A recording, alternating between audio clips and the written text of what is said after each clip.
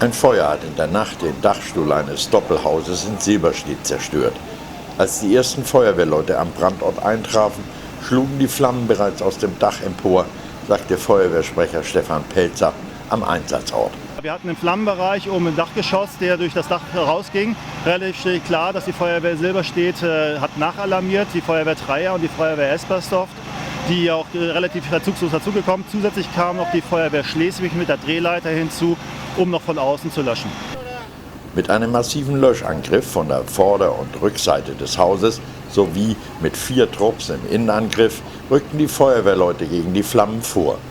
Über die Drehleiter wurden die Glutnester von oben gelöscht. Menschen wurden nicht verletzt, alle Hausbewohner hatten sich rechtzeitig in Sicherheit gebracht. Die Brandursache ist noch unklar, die Höhe des Sachschadens wird auf rund 100.000 € geschätzt.